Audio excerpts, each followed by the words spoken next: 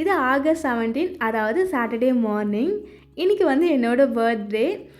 எனக்கு வந்து 23 முடிஞ்சு 24 வந்து ஸ்டார்ட் ஆகுது. ஸோ அதனால் காலையிலே சீக்கிரமாக கோயிலுக்கு போயிட்டு வரலான்னு சொல்லிட்டு கிளம்பிட்டு இருந்தோம். அருண் வந்து நேற்று மிட் நைட் வந்து கேக் வெட்டியிருந்தாங்க எனக்காக தான்.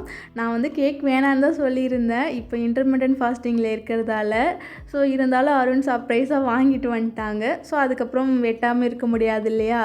ஸோ அதனால் நைட்டு கேக் வெட்டியிருந்தோம். நான் கேக் வந்து சாப்பிடல ஒரு பீஸ் கூட. லைட்டாக அருண் கொடுத்தப்போ டேஸ்ட் மட்டும் பார்த்துக்கிட்டேன், அவ்வளோதான். ஸோ வந்து டயட்டெல்லாம் அப்புறம் வேஸ்ட் ஆகிடும் இல்லையா? ஸோ அதனால் வந்து கேக்கு வந்து நான் சாப்பிடவே இல்லை. Happy birthday to Hema, happy birthday to you. Cut பண்ணுமா, கேக் கட் பண்ணுமா. Happy birthday. கை பிடிச்சிக்கோ. பாடுமா, ஹாப்பி பர்த்டே பாடுமா.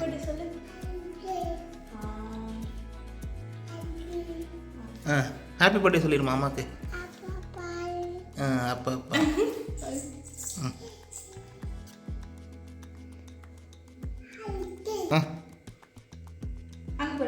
இங்கே பர்த்டே. போன வருஷம் பர்த்டே அப்போது பாப்பா வந்து 10 மந்த்து. அதுக்கு போன வருஷம் பாப்பா பிறக்கலை.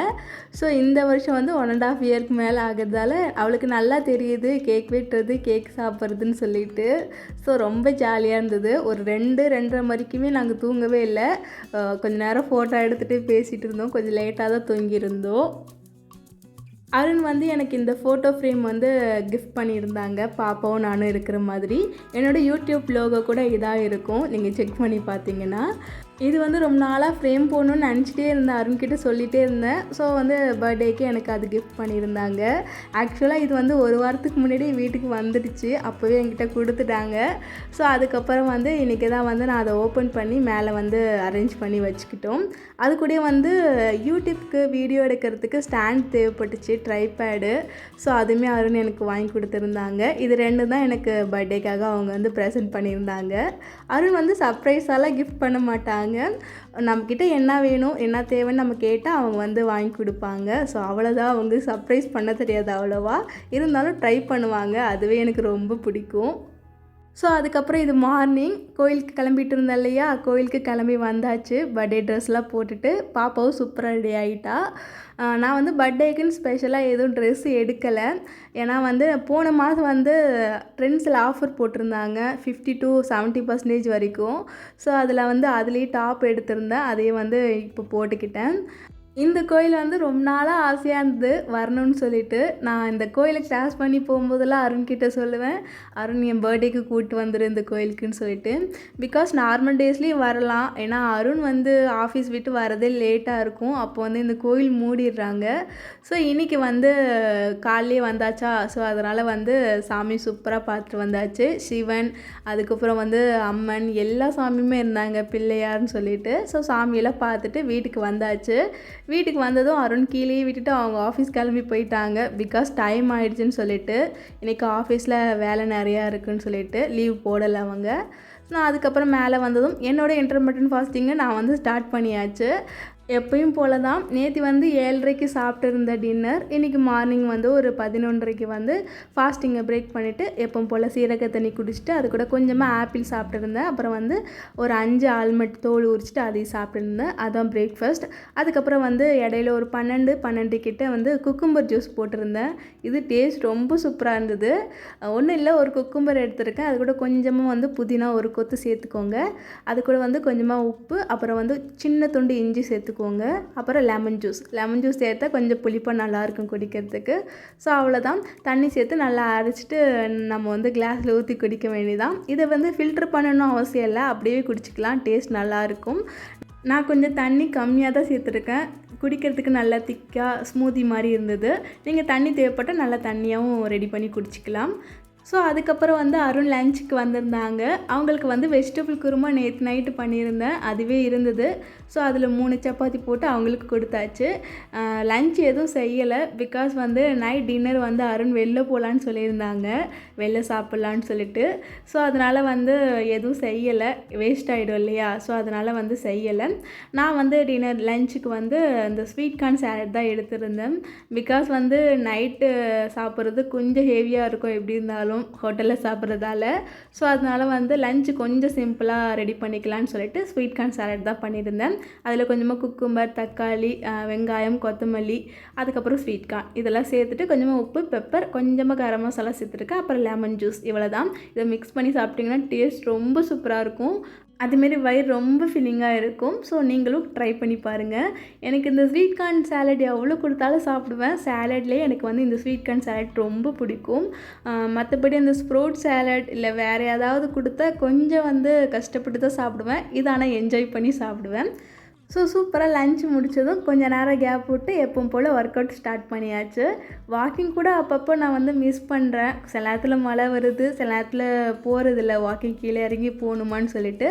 ஆனால் இந்த ஒர்க் அவுட் மட்டும் நான் வந்து மிஸ் பண்ணுறதே இல்லை. எவ்வளோ டயர்டாக இருந்தாலும் இந்த ஒர்க் அவுட் மட்டும் நான் பண்ணிவிடுவேன். ஏன்னா எனக்கு வந்து ஒர்க் அவுட் ரொம்ப வந்து யூஸ்ஃபுல்லாக இருந்தது. அது மட்டும் இல்லை, பாப்பா வச்சுட்டு கீழே வாக்கிங் போகிறது கொஞ்சம் கஷ்டம். ஆனால் வீட்டுக்குள்ளேயே ஒர்க் அவுட் பண்ணுறது ரொம்ப ஈஸி. ஸோ எனக்கு வந்து வாக்கிங் வந்து ஈஸியாக இருந்தாலும் எனக்கு கம்ஃபர்டபுளாக இருக்கிறது வந்து எக்ஸசைஸ் தான். எனக்கு ரொம்பவும் யூஸ்ஃபுல்லாகவும் இருக்குது.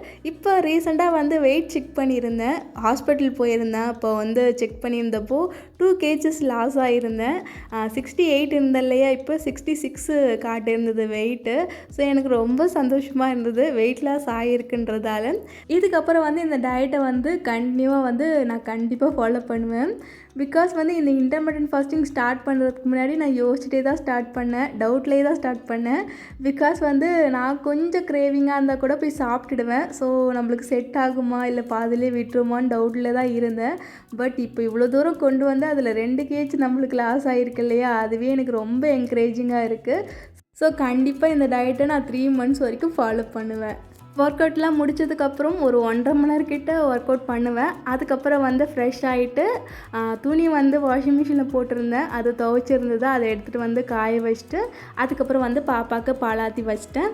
அதுக்கப்புறம் அருண் ஒரு 7:30க்கு வீட்டுக்கு வந்திருந்தாங்க. அப்புறம் என்ன அப்படியே வந்து டின்னருக்கு வெளில போயாச்சு.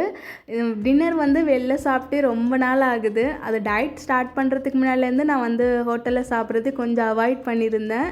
ஆனால் பர்த்டேக்கும் வந்து வெளில சாப்பிட வேணான்னு தான் நினச்சிருந்தேன். பட் இருந்தாலும் நான் டயட்டில் இருக்கிறதால அருண் எங்கேயுமே வெளில சாப்பிட்றதில்ல. ஸோ அதனால் வந்து அவங்க கேட்டிருந்தாங்க, போகலாம், கொஞ்சம் நீ கண்ட்ரோலாக சாப்பிடு, கரெக்டாக இருக்குன்னு சொல்லியிருந்தாங்க. ஸோ அதனால தான் வந்து டின்னருக்கு வந்து வெளில போகலான்னு சொல்லிட்டு பிளான் பண்ணியிருந்தோம். இல்லைனா கண்டிப்பாக வந்து டின்னர்லாம் வெளில சாப்பிட்டு இருக்க மாட்டேன். சிக்கன் வாங்கிட்டு வந்து வீட்டிலே செஞ்சு தான் சாப்பிட்டு இருப்பேன்.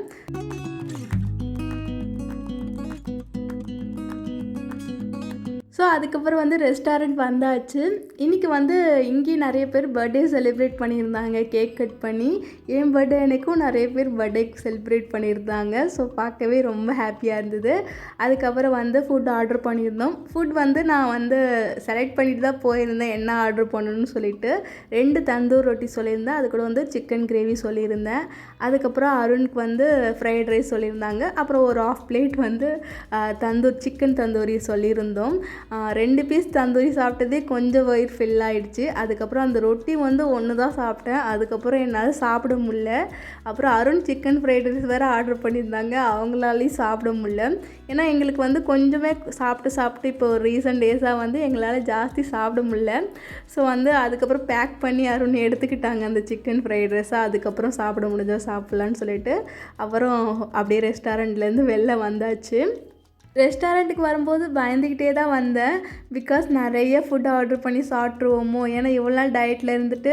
ஸோ இப்போ நிறைய ஃபுட்டு பார்க்கும்போது நம்மளுக்கு ரொம்ப ஆசையாக இருக்கும் இல்லையா, அப்படி தான் நினச்சேன். ஆனால் ஃபுட்டு என்னால் சாப்பிடவே முடியல. ஸோ வந்து வயிறு அப்படியே செட் ஆகிடுச்சு கொஞ்சமாக சாப்பிட்டு.